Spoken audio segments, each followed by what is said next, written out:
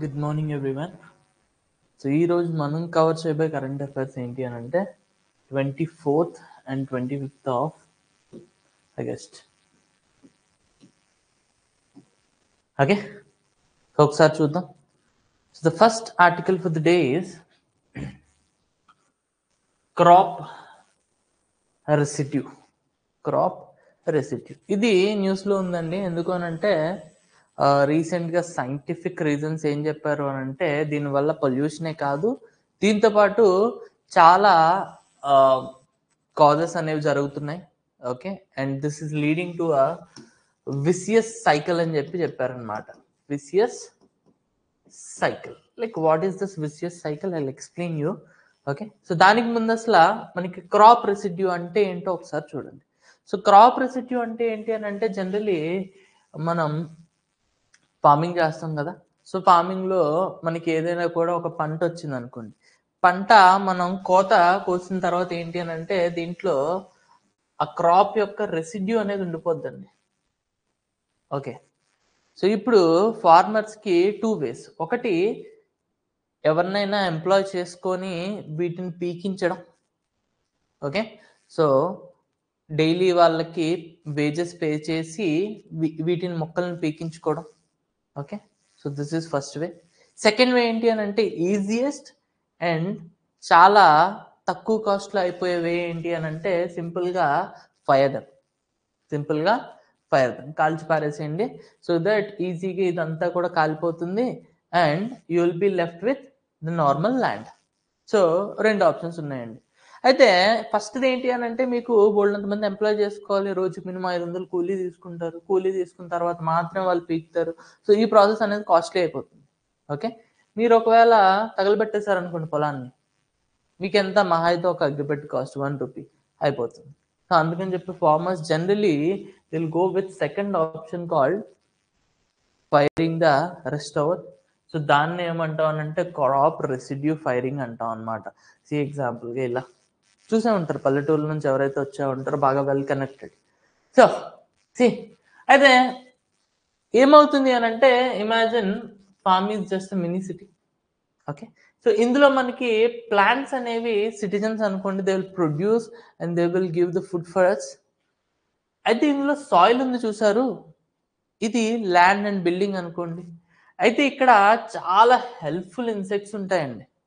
Example lady bugs, అలానే spiders, frogs and earthworms. Okay, ఇవి ఏం చేస్తాయి అని అంటే బేసిక్గా ఏదైతే ల్యాండ్ ఉందో ల్యాండ్ యొక్క సాయిల్ని లూజన్ చేసి ఈ సాయిల్కి మంచి న్యూట్రియంట్స్ ఇస్తాయండి. అలానే ఇంకొన్ని ఉంటాయి చూసారు, ఈ ఇన్సెక్ట్స్ అండ్ స్పైడర్స్.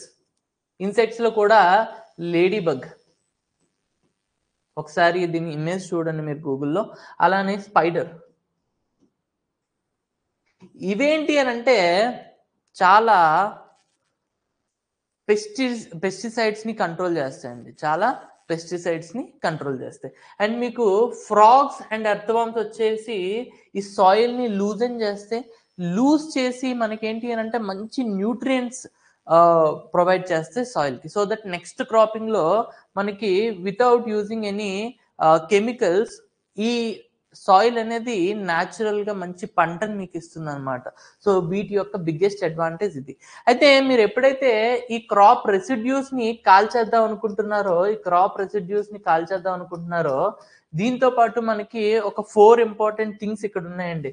ఎగ్జాంపుల్గా మన లేడీ బగ్ కానీ, అలానే స్పైడర్ కానీ, ఓకే, నెక్స్ట్ ఎర్త్ వార్మ్స్ కానీ, ఓకే, అలానే మన ఫ్రాక్స్ కానీ, ఇవన్నీ కూడా ఏమవుతున్నాయి అంటే వీటితో పాటు కాలిపోతున్నాయి. దీనివల్ల this is leading to a vicious cycle, dangerous cycle. ఏంటి అనేది ఒకసారి చూద్దాం. See, after the main crop like rice or wheat, the harvested farmers are left with lot of leftover plant material like stalks కానీ, stubbles కానీ, straw కానీ. వీటిని crop residue అంటాం. అయితే to quickly clear the field for the next planting season, many farmers choose the fastest and the cheapest method. They said this residue on fire, call చేస్తారు. Now this is like solving a trash problem in a mini city by setting the entire garbage dump on fire. Okay, అయితే ఇక్కడ problem ఏమవుతుంది అని అంటే why this is so harmful అని అంటే, ఒకటి it kills the helpful work force. చెప్పాను కదా, ఇది ఓన్లీ అక్కడ లెఫ్ట్ ఓవర్ మాత్రం కాల్ చేయట్లేదు, దాంతోపాటు స్పైడర్స్ ని, లేడీ బగ్స్ ని కూడా కాల్ చేస్తుంది, అలానే ఎర్త్ వార్మ్స్ ని, ఫ్రాగ్స్ ని కూడా కాల్ చేస్తుంది. దీనివల్ల ఏమవుతుంది అని అంటే పెస్ట్ అవుట్ బ్రేక్స్ అనేవి ఎక్కువైపోతున్నాయి. బేసిక్గా మనకి క్యాటర్ పిల్లర్స్ అని, అలానే ఆకు పురుగులు ఉంటాయండి, ఎఫిడ్స్ అండ్ క్యాటర్ పిల్లర్స్. బేసిక్గా ఇవేంటి అని అంటే మనకి ఎప్పుడైతే మనకి లేడీ బగ్స్ ఉంటాయో, ఓకే, అలానే ఎప్పుడైతే మనకి స్పైడర్స్ ఉంటాయో, ఇవి వాటిని తినేస్తాయి. ఇవి తినేయడం వల్ల ఏంటి అని అంటే మనకి వీటి ప్రాబ్లమ్స్ అనేవి ఎక్కువ ఉండవు, క్యాటర్ పిల్లర్ కానీ and this aphids. Caterpillar, aphids ఏం చేస్తాయంటే ఆకులను తినేస్తాయి అండ్ పంట అనేది బాగా తగ్గిపోతుందండి. అయితే ఇవి ఉండడం వల్ల ఇవి ఉండకపోతే పంట అనేది బాగుంటుంది. ఒకవేళ ఇవి లేవు అని అంటే ఇవి పెరిగిపోతాయి. ఇవి పెరిగిపోయినాయి అని అంటే మనం అలా వదిలేలేము, కెమికల్ ఫర్టిలైజర్స్ యూజ్ చేయాలి, పెస్టిసైడ్స్ యూజ్ చేయాలి. Okay, so to control the pest we need to use pesticides. So pesticides అనేవి ఎక్కువ యూజ్ చేస్తాం, అంటే కెమికల్స్ అనేవి ఎక్కువ యూజ్ చేస్తాం. ఓకే, అండ్ ఒక్కసారి కెమికల్స్ ఎక్కువ యూజ్ చేసిన తర్వాత నెక్స్ట్ సాయిల్లో ఇంకా ఇట్ విల్ బికమ్ పూర్. ఎప్పుడైతే మీరు సాయిల్ని కెమికల్స్ ట్రీట్ చేస్తున్నారో న్యూట్రియంట్స్ అనేవి ఇంకా పడిపోతాయండి. నెక్స్ట్ టైం వచ్చేటప్పటికి మీరు ఎక్స్ట్రా కెమికల్స్ యాడ్ చేయాలి, అప్పుడే సాయిల్ బెటర్గా పర్ఫామ్ చేస్తుంది. మళ్ళీ నెక్స్ట్ సారి వచ్చేటప్పటికి ఇంకా ఎక్కువ కెమికల్స్ యూజ్ చేయాలి, అప్పుడే సాయిల్ బెటర్గా పర్ఫామ్ చేస్తుంది. సో ఇది ఏమవుతుంది అని అంటే, సింపుల్గా చెప్పాలి అని అంటే, ఒకటి anyways it will lead to air pollution. Okay, దాంతోపాటు ఒకటి it will lead to air pollution, దాంతోపాటు యూస్ఫుల్ వర్క్ ఫోర్స్ ని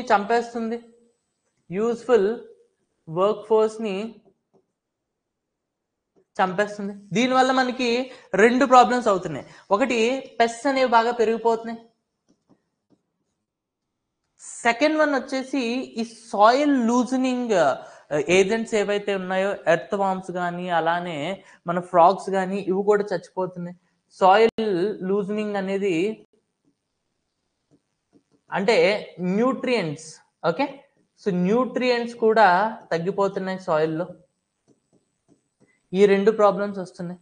ఓకే, సో ఈ రెండు ప్రాబ్లమ్స్ కి మనం యూజ్ చేస్తుంది ఏంటి అని అంటే chemicals, fertilisers and pesticides and fertilisers.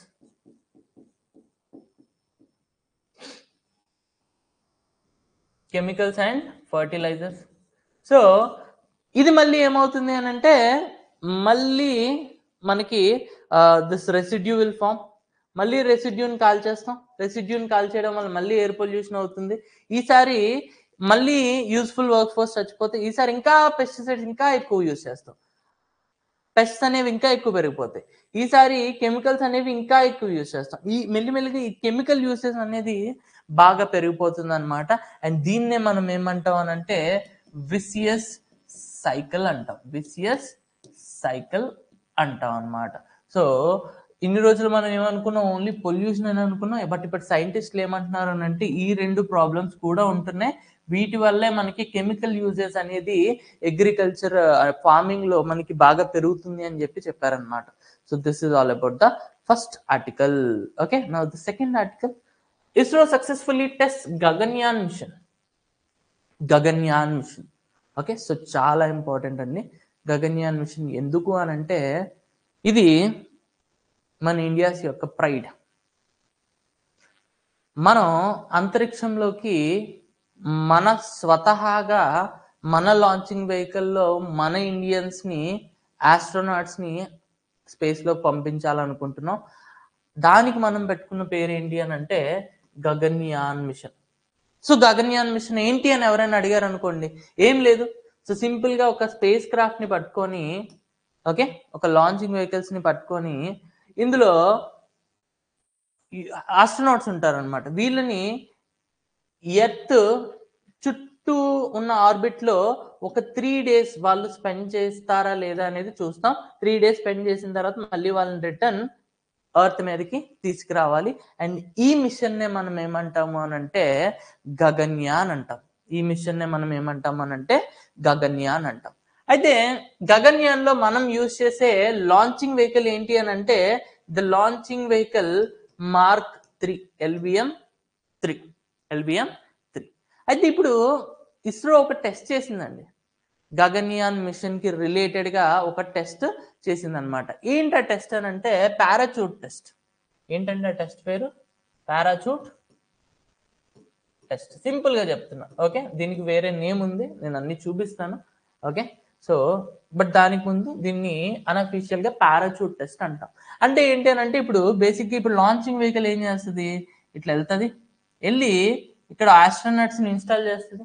Astronauts ఏంటి అని అంటే క్యాప్సూల్లో ఉంటారు. క్యాప్సూల్లో ఉండి ఇక్కడ 3 రోజులు జీవిస్తారు. వన్స్ 3 days అయిపోయిన తర్వాత మళ్ళీ వాళ్ళు ఏం చేస్తారు, ఎర్త్ మీదకి మళ్ళీ వచ్చేస్తారు. బట్ వచ్చేటప్పుడు ఏంటి అని అంటే ఇక్కడ నుంచి వాళ్ళు డ్రాప్ అవుతున్నారు అని అంటే కింద పడేటప్పటికి లైక్ స్పీడ్ అనేది విపరీతంగా పెరిగిపోద్దండి. క్యాప్సూల్ లోపల వీళ్ళు ఉంటారు. స్పీడ్ అనేది కంప్లీట్ గా పెరిగిపోతా ఉంటది. ఎప్పుడైతే ఎర్త్ సర్ఫేస్ వరకు వస్తారో అది ఒక గ్రేట్ స్పీడ్ తో ఎర్త్ సర్ఫేస్ హిట్ అయ్యి ఆస్ట్రోనాట్స్ చచ్చిపోయే అవకాశాలు ఎక్కువ ఉంటాయి. అయితే ఇక్కడ సొల్యూషన్ ఏంటి అని అంటే మనం ఇది ఎప్పుడైతే ఇలా కిందకు వస్తుందో దీని క్యాప్సూల్ యొక్క స్పీడ్ ని తగ్గించాలి. క్యాప్సూల్ యొక్క స్పీడ్ ని తగ్గించాలన్నమాట. తగ్గించడం కోసం ఏం చేస్తామనంటే పారాచూట్స్ ని వాడతాం. ఈ పారాచూట్స్ అనేవి ఒక పాయింట్ ఆఫ్ టైంలో ఓపెన్ అవుతాయి. ఓపెన్ అయ్యి కిందకు వచ్చే క్యాప్సూల్స్ యొక్క స్పీడ్ ని తగ్గించి సేఫ్ ల్యాండింగ్ అనేవి చేస్తాయి అన్నమాట. ఆ టెస్ట్ అనేది ఇప్పుడు ఇస్రో చేసింది and ISRO successfully conducted this test. అంటే మనం ఫస్ట్ వీళ్ళని పంపించాలి అని అంటే ఫస్ట్ వాళ్ళు రిటర్న్ ని టెస్ట్ చేస్తున్నాం, సేఫ్ గా రిటర్న్ అవుతారా లేరా. సో ఇప్పుడు మనకు తెలిసింది ఏంటి అంటే ఎస్, వాళ్ళు సేఫ్ గా రిటర్న్ అవుతారు. కాబట్టి ఇప్పుడు మనకు కాన్ఫిడెన్స్ వచ్చింది in this Gaganyaan mission. Okay, now see this is his astronaut and this is our India's pride mission which is Gaganyaan. Okay, now ISRO along with Indian Air Force and navy. సి ఇందులో ఏంటి అని అంటే మనం ఎటువంటి లాంచింగ్ వెహికల్ యూజ్ చేయలేదు. Indian Air Force వాళ్ళని use చేసుకుని ఫైటర్ జెట్ తో మనం పైన ఒక హైట్ లో తీసుకుని వెళ్ళి క్యాప్సూల్ వదిలేసాం. వదిలేసి అక్కడ నుంచి పారాషూట్ ఓపెన్ అవుతుందో లేదో చెక్ చేసాం. ఓకే, ఇక్కడ మనం ఎటువంటి లాంచింగ్ వెహికల్ యూజ్ చేయాలి. అందుకని ISRO with the help of air Force and navy successfully conducted a crucial test of IADT. Okay, integrated air drop test. Integrated air drop test అంటే ఏంటి అని అంటే ఒక హైట్ వరకు క్యాప్సూల్ తీసుకుని వచ్చి ఆ ఎయిర్ డ్రాప్ టెస్ట్ ని చేశారనమాట.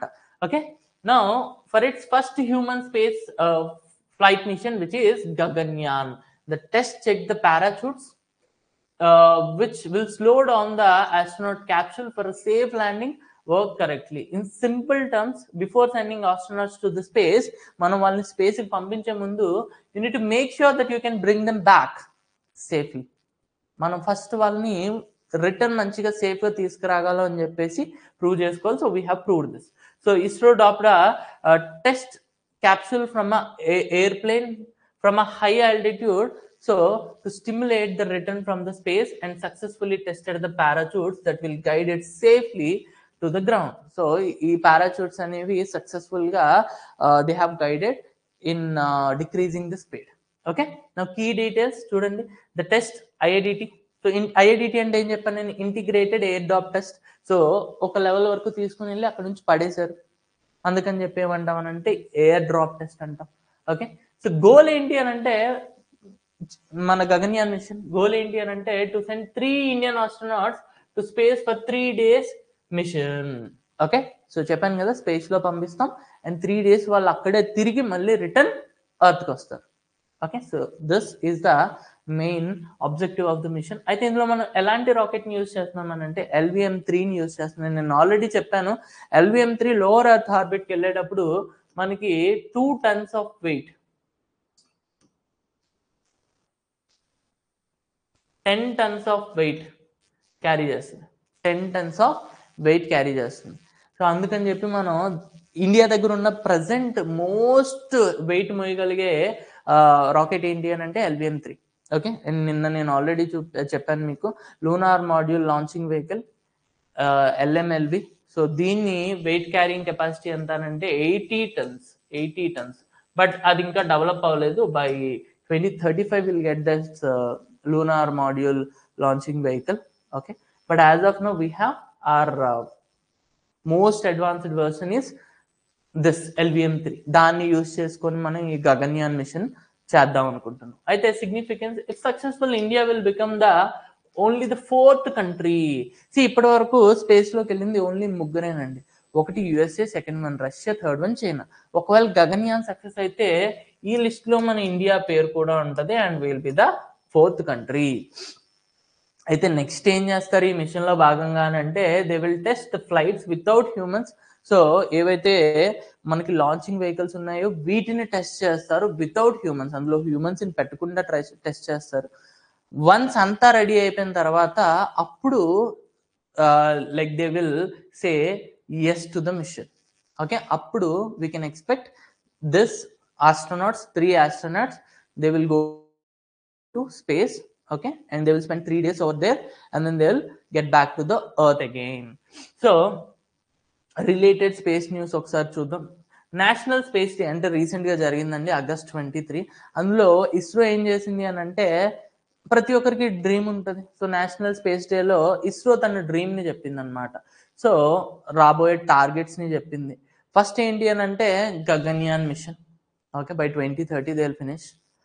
అయితే దాని తర్వాత ఏంటి అని అంటే నెక్స్ట్ వచ్చేసి బై 2035 వీళ్ళు ఏమనుకుంటున్నారు అని అంటే భారత్ అంతరిక్ష స్టేషన్. ఓకే, సో దీన్ని కన్స్ట్రక్ట్ చేయాలనుకుంటున్నారు. ఓకే, స్పేస్ స్టేషన్ అండి, ఇండియన్ స్పేస్ స్టేషన్. అండ్ తర్వాత ఏమనుకుంటున్నారంటే బై 2040, ప్రతి 5 years ప్లాన్ చెప్పారు. By 2030 Gaganyaan, by 2035 India space station, by 2040 మనం ఏమనుకుంటున్నాం అని అంటే ఈ లోనార్ మాడ్యూల్ లాంచింగ్ వెహికల్ ఉంది చూసారు, దీన్ని యూజ్ చేసుకొని మనం ఏంటి అని అంటే ఆస్ట్రోనాట్స్ ని ఈసారి డైరెక్ట్ గా మూన్ మీదకి తీసుకెళ్దాం అనుకుంటున్నాం. సో ఇప్పుడు బై 2040. అండ్ దాని తర్వాత మనం ఏంటి అని అంటే ఈ వీనస్ మీదకి వెళ్దాం అనుకుంటున్నాం, శుక్రయాన్. అలానే మళ్ళీ మనం ఈ చంద్రుని అయితే వదిలేదే లేదు. సో చంద్రయాన్ 4 కూడా చేద్దాం అనుకుంటున్నాం. సో ఇవి మనకి రాబోయే ప్రాజెక్ట్స్ అని చెప్పి ఇస్రో మెన్షన్ చేసింది on 23rd of August, which is National Space Day. Okay, so this is all about second article. Now we'll see the third article, India's low milk productivity in indigenous cows and buffaloes. Okay, so చాలా important article. Parliament లో discussion వచ్చింది అనమాట, అందుకని. So why is in the news? Parliamentary committee reported that while India is the world's largest milk producer. So మీకు world's largest milk producer అనగానే మీకు గుర్తుకు రావాల్సింది ఏంటి? India. Okay, white revolution, Gujarat, Amul. Okay, so దీన్ని మనం ఏం చేస్తామనంటే చూడండి, India is the world's largest producer. The daily milk yield of its native indigenous cows and the buffaloes is much lower than the foreign breeds. This is the problem. Okay, being a top producer of the milk, but the thing ఏంటి అని అంటే ఇక్కడ మనం తక్కువ ఆవులతో లేదా తక్కువ buffaloes తో ఎక్కువ పాలు ప్రొడ్యూస్ చేయట్లా.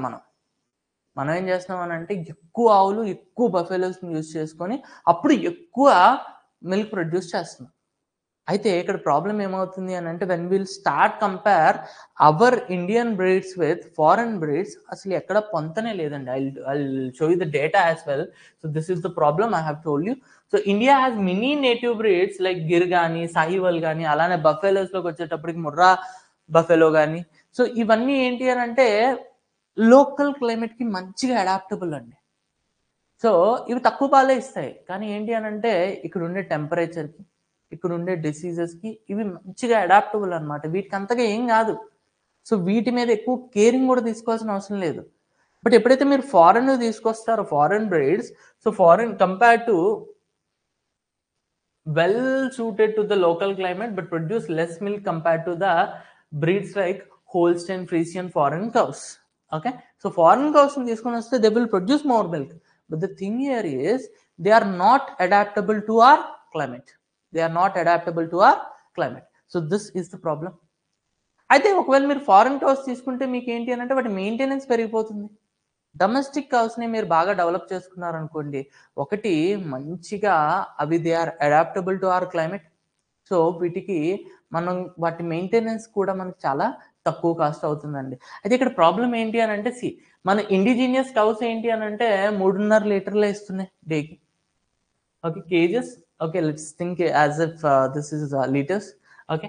బట్ అదే మీరు క్రాస్ బ్రీడింగ్ చూసుకున్నారనుకోండి, అంటే ఏదైనా ఒక ఫారెన్ బ్రీడ్ తీసుకొనొచ్చి ఇండియన్ బ్రీడ్‌తో క్రాస్ బ్రీడ్ చేశారనుకోండి, అలాంటి టైంలో ఏంటి అనంటే 8.5 కేజెస్ ఇస్తున్నాయి. బట్ ఫారెన్‌లో మీరు చూసుకుంటే ఒక్కొక్కటి ఇజ్రాయెల్ అండ్ యూఎస్ఏ లాంటి కంట్రీస్‌లో చూసుకుంటే ఒక్కొక్క ఆహ్, ఈ cow or buffalo they are giving 30 KGs అండి. Mean this is not comparable. This is almost 10 times. Almost 10 times. But ఇండియాలో ఎక్కువ ఇప్పుడు ఇవే యూజ్ చేస్తున్నాం మనం. క్రాస్ బ్రీడ్ వాటిని. బట్ వాటితో యూజ్ చేసుకున్నా కూడా close to 3+ times. Yes. So, this is the problem. ఎందుకు ఈ ప్రాబ్లమ్ వస్తుంది అని చెప్పేసి పార్లమెంటరీ కమిటీ డిస్కషన్ స్టార్ట్ చేసింది. సో, దీంట్లో భాగంగా వాళ్ళకి అర్థమైంది ఏంటి అనంటే, there is not enough artificial insemination. Artificial insemination ఏ అంటే ఆర్టిఫిషియల్ ఇంటెలిజెన్స్ కాదు. ఆర్టిఫిషియల్ ఇన్సెమినేషన్ అంటాం. సో, ఆర్టిఫిషియల్ ఇన్సెమినేషన్ అంటే ఏంటి అనంటే, మనకి వరల్డ్‌లో మంచిగా ఇప్పుడు ఎగ్జాంపుల్‌కి ఇప్పుడు యూఎస్ఏలో ఇవి ఉన్నాయి 30 కేజెస్ మిల్క్ ఇచ్చే ఆవులు గాని, బఫెలోస్ గాని ఉన్నాయి. కౌస్ కానీ, బఫెలోస్ గాని ఉన్నాయి. ఇప్పుడు దీంతో పాటు వీటిని ప్రొడ్యూస్ చేసిన బుల్ కూడా ఉంటది కదండీ! యెస్. బుల్ కూడా ఉంటది. అంటే ఇద్దరు కలిపి సహజీవనం చేసుకుంటేనే నెక్స్ట్ చైల్డ్ వస్తుంది. ఆ చైల్డ్ అనేది ఒకవేళ ఫీమేల్ అనుకోండి, అప్పుడు ఈ 30 kgs per day or 30 litres per day milk ఇస్తది. సో, ఆటోమేటిక్‌గా బుల్ కూడా రెస్పాన్సిబుల్ అయి ఉంటది. ఇప్పుడు అలాంటి బుల్స్‌ని ఫైండ్ ఔట్ చేసి ఓకే. వీటిని మన ఇండియన్ బ్రీడ్స్ యొక్క కౌస్ ఆర్ బఫెలోస్‌తో మనం క్రాస్ బ్రీడింగ్ చేసామనుకోండి. క్రాస్ బ్రీడింగ్ చేసామనుకోండి. అప్పుడు పుట్టబోయే బేబీ అనేది ఫ్యూచర్‌లో మంచిగా మిల్క్ ఇస్తది. బట్ ఎక్కడో ఫారెన్‌కెళ్ళి అలాంటి బుల్‌ని ఒకదాన్ని ఎతికి, దాన్ని ఇండియాకి తీసుకొనొచ్చి, దాంతో సహజీవనం చేయించి, దాని తర్వాత పిల్లల్ని పుట్టించి, దాని నుంచి ఎక్కువ మిల్క్ తీసుకురావడం అనేది బిట్ ఆఫ్ కాస్ట్‌లీ ప్రాసెస్. అందుకని చెప్పి సైంటిస్ట్‌లు ఏం చేశారనంటే, ఇలాంటి బుల్స్ ఏంటో ఫైండ్ చేసి, వాటి యొక్క సెమెన్స్‌ని కలెక్ట్ చేయడం స్టార్ట్ చేశారు. సెమెన్స్‌ని కలెక్ట్ చేయడం స్టార్ట్ చేశారు. Now they are using this semen artificially. అంటే ఎగ్జాంపుల్‌కి ఇది యూఎస్‌లో ఉంది. దీని సెమెన్ కలెక్ట్ చేసి ఇండియాలో ఉన్న కౌకి ఇంజెక్ట్ చేశారు అనుకోండి. సో, దాని ద్వారా పిల్లలు పుడతారు. దీన్ని ఏమంటామనంటే ఆర్టిఫిషియల్ ఇన్సెమినేషన్. అంటే న్యాచురల్‌గా వచ్చి అవి కలుసుకోవు. ఆర్టిఫిషియల్‌గా ఎక్కడో యూఎస్ఏలో ఉన్న బుల్లులు ఇక్కడ ఇండియాలో ఉన్న కౌకి పిల్లలు పుట్టిస్తుందన్నమాట. అలాంటి ప్రాసెస్‌ని ఏమంటామనంటే ఆర్టిఫిషియల్ ఇంటెలిజెన్స్ అంటాం. ఓకే. నౌ అయితే see not enough artificial intelligence coverage to improve breeds. ఇండియాలో ఇది మనకు పెద్దగా లేదు. అలానే shortage of trained artificial intelligence technicians వీళ్ళు కూడా ఉండాలండి. వితౌట్ టెక్నీషియన్స్ మనం ఇది చేయలేము ఈ ప్రాసెస్. అయితే ఇది కూడా we are lacking with. And most native animals are owned by poor farmers who cannot afford better care. So బేసిక్గా మన ఇండియాలో ఫార్మర్స్ అంటేనే poor. Now they will have these cattles. So వీళ్ళు దీన్ని అఫోర్డ్ చేయలేరనమాట. వీటి వల్ల మనకి ఏమవుతుంది అని అంటే ఈ ప్రొడక్టివిటీ అనేది పడిపోతుంది అనమాట. క్లోజ్ టు 8.5 ఆర్ కొన్ని అయితే 5 ఉంటున్నాయి. ఓకే. సో సొల్యూషన్ ఏం చెప్పారు అని అంటే include more state specific native breeds. అంటే ఇందులో ప్రతి స్టేట్ లో ఉన్న స్పెసిఫిక్ బ్రీడ్స్ ఉంటాయి కదా, అన్నిటిని కూడా ఈ ఆర్టిఫిషియల్ ఇన్సెమినేషన్ ప్రాసెస్ లో ఇంక్లూడ్ చేయండి. దానికంటూ government will provide you the subsidies. And దానికంటూ గవర్నమెంట్ ఏం చేస్తుందంటే లోకల్స్ తో ఇంటిగ్రేట్ అయ్యి they will provide you the technology as well. నా ఇంకోటి ఏంటి అని అంటే produce more sex sorted semens. Sex sorted semens కి ఆర్టిఫిషియల్ ఇన్సెమినేషన్ కి డిఫరెన్స్ ఏంటి అని అంటే సెక్స్ సార్టెడ్ సెమెన్ లో ఏం చేస్తాం అని అంటే మనం ఇప్పుడు ఎప్పుడైతే మనం సెమెన్ అనేది బుల్ నుంచి కౌ ఆర్ బఫెలోలోకి ఇంజెక్ట్ చేస్తున్నామో ఓకే. సో ఇక్కడ రెండు ఆప్షన్స్ ఉన్నాయి. ఒకటి ఫీమేల్ వర్షన్ పుట్టొచ్చు. Okay, so female let's say positive అనుకుంటున్నా, లేదా మేల్ వర్షన్ పుట్టొచ్చు. ఒకవేళ ఫీమేల్ వర్షన్ పుట్టింది అనుకోండి, మనకి ఏంటి మిల్క్ వస్తాయి. So this is highly productive. ఒకవేళ మేల్ వర్షన్ పుట్టింది అనుకోండి, మళ్ళీ ఇది నెక్స్ట్ రీప్రొడక్షన్ ప్రాసెస్ కి తప్ప దేనికి పనికిరాదు. సో మనకేం కావాలి, ప్రొడక్షన్ ఆఫ్ మిల్క్ పెంచాలి అని అంటే ఫీమేల్సే కావాలి. సో అలాంటి ఫీమేల్స్ నే ప్రొడ్యూస్ చేసే టెక్నిక్ ఏంటి అని అంటే సెక్స్ సార్టెడ్ సెమెన్. అంటే సెమెన్ ఇంజెక్ట్ చేసేటప్పుడే ఆ సెమెన్ లో మేల్ పుట్టే అవకాశాలు లేకుండా సార్ట్ చేస్తారనమాట. దాన్ని ఏమంటాం అంటే sex sorted semen. Okay, so artificial insemination, sex sorted semen, ఈ రెండు పదాలు గుర్తుపెట్టుకోండి. And these are the advantages of these two things. వీటిని యూజ్ చేసుకొని మీరు ఏంటి అని అంటే ఎక్కువ ఫీమేల్ వేరియంట్స్ ని పుట్టించండి, మిల్క్ ప్రొడక్షన్ పెరుగుతుంది అన్నారు. అండ్ దాంతోపాటు modern apps and genomic tools, GauChip. Okay, so GauChip, Mahish అని చెప్పి రెండు టూల్స్ ఇంట్రొడ్యూస్ చేశారండి. మాహిష్, గోచిప్ అనేది ఫర్ కౌస్ అండ్ మాహిష్ అనేది ఫర్ బఫెలోస్. మాహిష్, ఓకే, మాహిష్. ఓకే, వీటి గురించి నేను ఎప్పుడైనా మళ్ళీ ఆర్టికల్స్ లో వచ్చేటప్పుడు మీకు చెప్తాను. సో వీటిని బట్టి ఏం చేస్తామనంటే ముందుగానే తెలిసిపోతుంది ఇది మంచి వేరియంటా కాదా ఫార్మర్స్ కి. సో దీన్ని ఎంచుకుంటే మనకి మంచి ప్రొడక్షన్ వస్తుందా లేదా అనేది ముందుగానే తెలిసిపోతుంది అనమాట. అలాంటి టెక్నాలజీ ఏంటి అని అంటే గోచిప్స్ అండ్ మాహిష్. వీటిని యూజ్ చేసుకొని మనం ముందుగానే తీసుకునేటప్పుడే మంచి వేరియంట్స్ ని తీసుకోవాలి అని చెప్పి చెప్తున్నారు అనమాట. సో సొల్యూషన్స్ ఏమి ఇచ్చారు, 3 ఇచ్చారు. ఒకటి, ప్రతి స్టేట్ స్పెసిఫిక్ బ్రీడ్స్ అన్నిటిని కూడా ఈ ఆర్టిఫిషియల్ ఇన్సెమినేషన్ ప్రాసెస్ లో ఇంక్లూడ్ చేయండి. సెకండ్ వన్ వచ్చేసి సెక్స్ సార్టెడ్ సెమెన్ అనేది ఫాలో అవ్వండి. అంటే మీరు ప్రొడ్యూస్ చేసేవి కూడా ఓన్లీ ఫీమేల్ వేరియంట్స్ ప్రొడ్యూస్ చేయండి అండ్ లైక్ టెక్నాలజీని యూజ్ చేసుకోండి ముందుగా ఎంచుకునేటప్పుడు అని చెప్పి చెప్తున్నారు అనమాట. So these are the solutions. So we're done with third article. And now fourth article for the day is Kursk region. Okay, so Kursk region. So Kursk region అనేది రష్యాలో ఉందండి. Okay, so to be specific రష్యాకి Ukraine కి border అండి. సో రష్యాకి Ukraine కి border.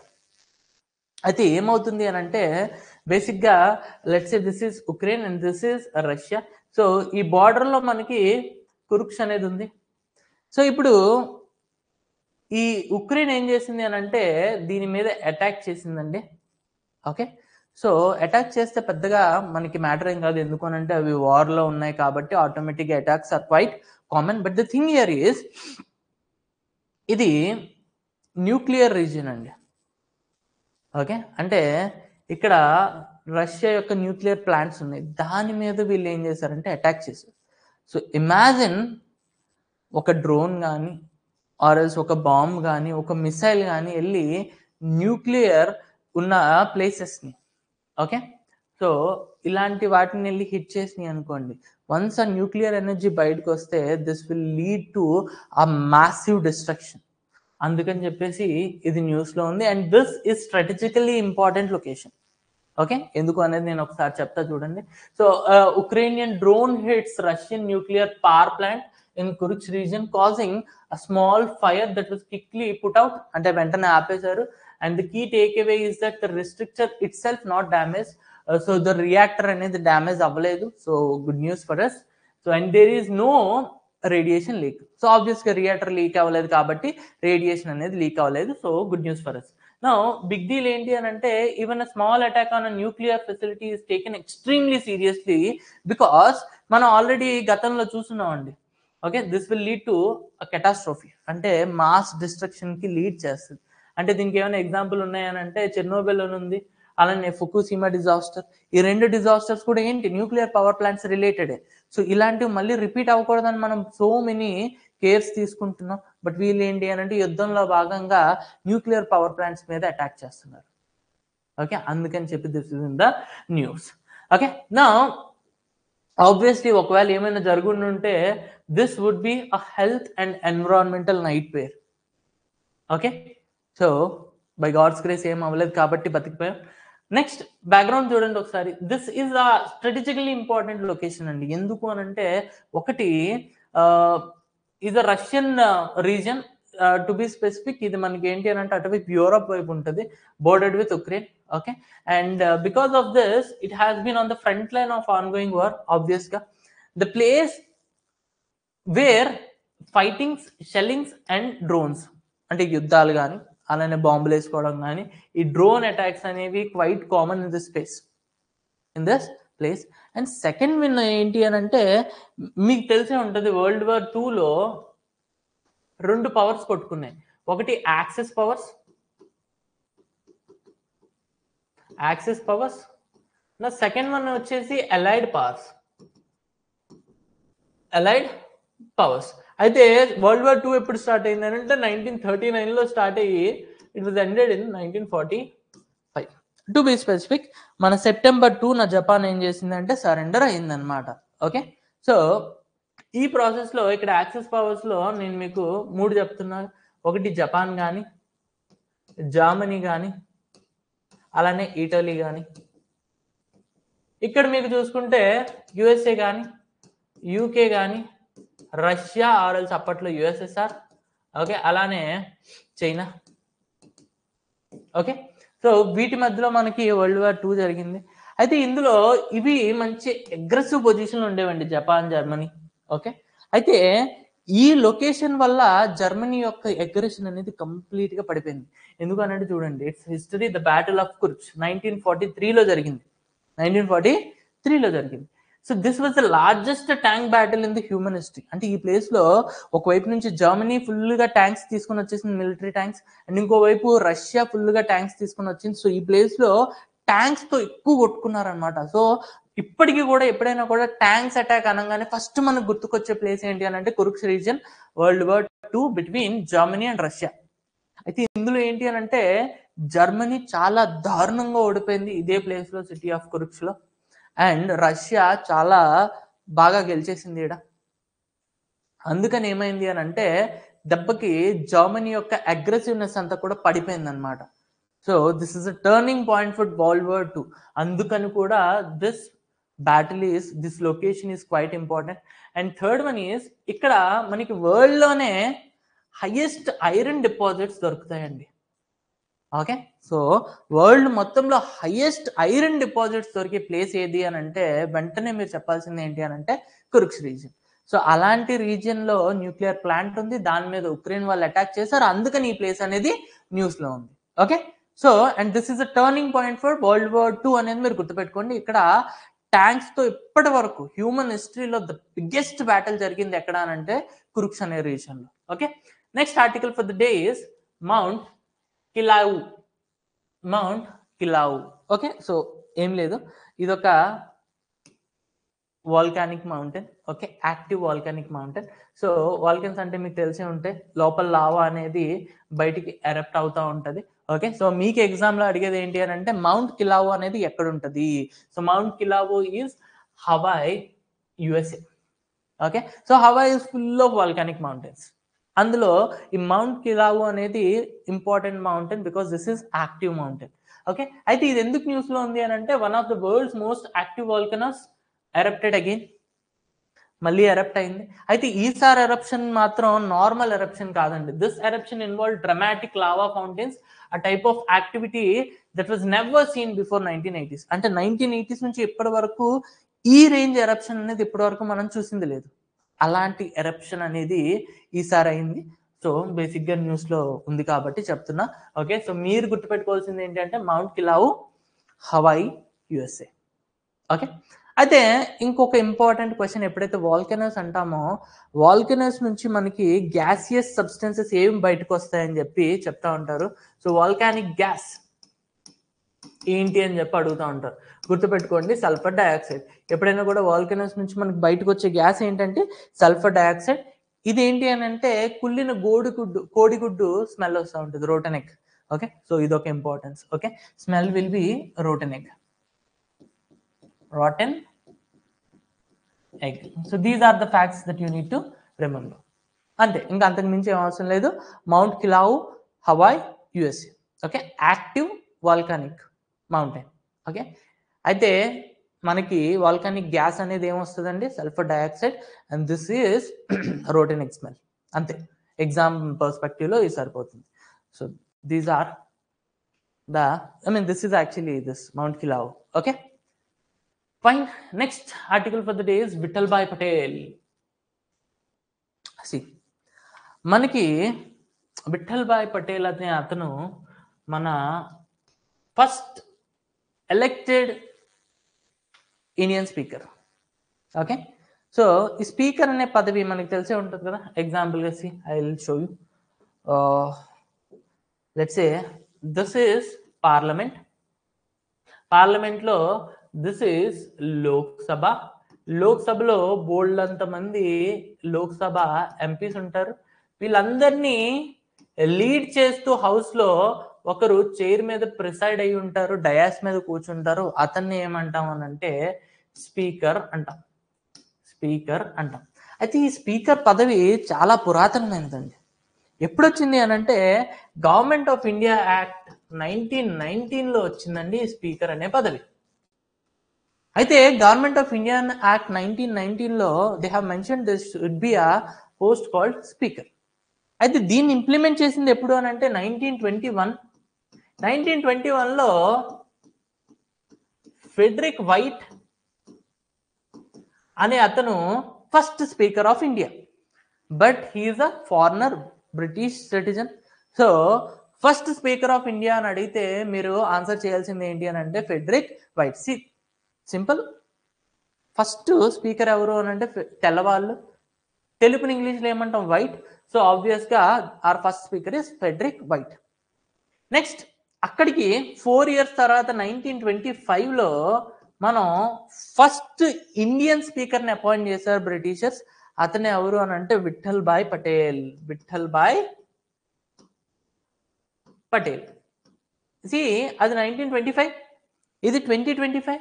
So it's been 100 years after being appointing as speaker this Vithalbhai Patel. అందుకని చెప్పి ఇది న్యూస్ ఆర్టికల్ ఉందన్నమాట. అయితే మీరు ఇంకా కొన్ని ఫ్యాక్ట్స్ ఏమైనా గుర్తుపెట్టుకోగలరు అని అంటే ఇండిపెండెన్స్ లో తర్వాత అంటే ఫస్ట్ స్పీకర్ ఆఫ్టర్ ఇండిపెండెన్స్ ఎవరు అని అడిగితే G V Mavalankar. G V Mavalankar. Present speaker ఎవరు? ఓం బిర్లా. ప్రజెంట్ స్పీకర్ ఎవరు? Om Birla. Next speaker related articles ఎక్కడి నుంచి ఎక్కడి వరకు ఉంటాయి అని అంటే మనకి ఆర్టికల్ 93 to 96 వరకు ఉంటాయి. ఆర్టికల్ 93 to 96 వరకు speaker and deputy speaker related articles. Deputy speaker related articles. Okay, so ఈ ఫ్యాక్ట్స్ గుర్తుపెట్టుకోండి. So first speaker of India Frederick Whyte. First Indian speaker Vithalbhai Patel. First speaker after independence G V Mavalankar. So present speaker Om Birla. ఇవి గుర్తుపెట్టుకోండి. And articles of speaker and deputy speaker is from I've told you 93 to 96. Okay, so these are the facts that you need to remember. Now we'll see about this guy. So India commemorates 100 years of him becoming the first elected Indian president. Okay, speaker and raskoali, speaker of the Central Legislative Assembly. Okay, so andukani cheppesi ఇతంది మనకి news లో ఉంది. Okay, to be specific on 24th August he appointed as speaker. Okay, so అప్పటికి ఇప్పటికి it's been 100 years. అందుకని చెప్పి this article is in the news. అయితే ఎవరితను అని అంటే మన సర్దార్ వల్లభాయ్ పటేల్ అయితే మీకు తెలిసే ఉంటారు కదా. ఓకే, సో వల్లభాయ్ పటేల్ యొక్క ఎల్డర్ బ్రదర్ విఠల్ భాయ్ పటేల్. ఓకే, సో అంతకు మించి మీరు గుర్తుపెట్టుకోవాల్సిన అవసరం లేదు. ఏమైనా గుర్తుపెట్టుకోవాలి అంటే ఈ ఫ్యాక్ట్స్ గుర్తుపెట్టుకోండి, అంతకు మించి అవసరం లేదు. ఓకే, చలో then the last article for the day is. అయితే నేను రీసెంట్ గా మీకు కరెంట్ అఫైర్స్ లో ఒకటి చెప్పానండి. Uranus 7th planet. ఎస్, అయితే యురేనస్ కి మనం 29th మూన్ ని కనుక్కున్నాం. అంటే 29th శాటిలైట్ ని కనుక్కున్నాం. అండ్ దానికి పేరు ఏమి ఇచ్చామని అంటే ఎస్ 2025 యురేనస్ 1. అంటే ఎస్ అంటే శాటిలైట్ అని, 2025 అంటే 2025 ఇయర్లో కనుక్కున్నామండి. యు అంటే యురేనస్ అని, అండ్ 1 అంటే ఈ సంవత్సరంలో కనుక్కున్న ఫస్ట్ శాటిలైట్ అని. ఓకే, సో ఒక నేమ్ ఇచ్చాం. అయితే ఈ శాటిలైట్ ని ఎలా కనుక్కున్నాము అని అంటే యూజింగ్ జేమ్స్ వెబ్ టెలిస్కోప్. ఎవరు కనుక్కున్నారు? నాసా వాళ్ళు. యూజింగ్ ఎలా కనుక్కున్నారు? అక్కడికి ఏమైనా ఫిజికల్‌గా వెళ్లారంటే లేదు. త్రూ టెలిస్కోప్ వాళ్ళు అబ్జర్వ్ చేసి దీన్ని కనుక్కున్నారనమాట. అయితే వాళ్ళు యూజ్ చేసిన టెలిస్కోప్ ఏంటి అనంటే జేమ్స్ వెబ్ టెలిస్కోప్. బేసిక్‌గా మనకి నాసా యూజ్ చేసేది 2 టెలిస్కోప్స్ అండి. హబుల్ స్కోప్ టెలిస్కోప్ అండ్ అలానే James Webb telescope. So, Hubble's telescope, James Webb telescope. అయితే రెండిట్లకి డిఫరెన్స్ ఏంటో చూడండి. హబుల్స్ ఏంటి అనంటే కొంచెం ఆహ్, ఓల్డ్ టెక్నాలజీ. ఇది చీకట్లో గాని, డస్టీ ఏరియాస్‌లో గాని ఇది అబ్జర్వ్ చేయలేదు. బట్ ఇది జేమ్స్ వెబ్ టెలిస్కోప్ అనేది మీకు ఐఆర్ రేడియేషన్స్ యూజ్ చేస్తుంది కాబట్టి ఇది చీకట్లోనైనా, అలానే డస్టీ ఏరియాస్‌లోనైనా కూడా ఇది కంటిన్యూయస్‌గా అబ్జర్వ్ చేస్తది. అండ్ హబుల్స్ టెలిస్కోప్ ఏంటి అనంటే ఎర్త్ చుట్టూ శాటిలైట్ లాగా రివల్యూషన్ చేస్తది. బట్ జేమ్స్ టెలిస్కోప్ ఏంటి అనంటే ఒక లెగ్రాంజ్ పాయింట్ అనే దగ్గర ఉంటది. సో, ఇదేంటంటే అక్కడ స్టేబుల్‌గా ఉంటది. లెగ్రాంజ్ పాయింట్ అంటే మీకు తెలియాల్సింది ఏంటంటే ఇది earth. Okay. This is sun. Okay. Now మీరు కొంత దూరం వచ్చేసేటప్పటికి మీరు ఎక్కడ ఆగినా కూడా మీరు ఎర్త్ చుట్టూ తిరుగుతా ఉంటారు. ఓకే. ఒకవేళ ఇటువైపు వచ్చేసారనుకోండి మీరు సన్ చుట్టూ తిరుగుతా ఉంటారు. Because of gravitational force. But ఎర్త్‌కి, సన్‌కి మధ్యలో there are some 5 points. Okay. అక్కడ ఏంటి అనంటే ఎర్త్ యొక్క గ్రావిటేషనల్ ఫోర్స్ అండ్ సన్ యొక్క గ్రావిటేషనల్ ఫోర్స్ బ్యాలెన్స్ అవుతుందన్నమాట. ఇలాంటి ప్లేస్‌లో మనం దేన్నైనా ఇన్‌స్టాల్ చేస్తే అది చుట్టూ తిరగదండి. స్టేబుల్‌గా అక్కడే ఉండి అబ్జర్వ్ చేస్తా ఉంటది. అలాంటి పాయింట్స్ మనం 5 కనుక్కున్నాం. ఆ 5 వీటిలకి మనం Lagrange 1, Lagrange 2, Lagrange 3, Lagrange 4, Lagrange 5 అని చెప్పి పేర్లు ఇచ్చామన్నమాట. అయితే ఈ జేమ్స్ వెబ్ టెలిస్కోప్ అనేది లెగ్రాంజ్ 2 పాయింట్‌లో ఉంది. అక్కడి నుంచి మనకి ఏంటి అనంటే మొత్తం మిల్కీ వే మొత్తాన్ని కూడా ఇట్ విల్ అబ్జర్వ్. ఈ ప్రాసెస్‌లో భాగంగా తిను యురేనస్‌ని అబ్జర్వ్ చేస్తూ యురేనస్‌లో ఒక కొత్త శాటిలైట్ ఆర్ ఎల్స్ మూన్‌ని కనుక్కుందన్నమాట. అందుకని చెప్పేసి జేమ్స్ వెబ్ టెలిస్కోప్ ఉంది. సో, జేమ్స్ వెబ్ గురించి let's see. James Webb space telescope is the most powerful telescope which was built by NASA but with the help of Europe space agency and Canada space agency. So, మీకు James Webb telescope ఎవరు build చేశారు అని అంటే ఒకటి NASA, Europe space agency, అలానే మనకి Canada space agency. వీళ్ళు ముగ్గురు కలిపి దీన్ని బిల్డ్ చేశారు. అండ్ ఇది ఎక్కడ ప్లేస్ చేశారు అని అంటే Lagrange point 2 which is 1.5 million kilometres away from the earth. 1.5 million kilometres away from the earth. So, ఇది ఈ రోజు articles and remaining I'll meet you guys tomorrow. Thanks a lot guys.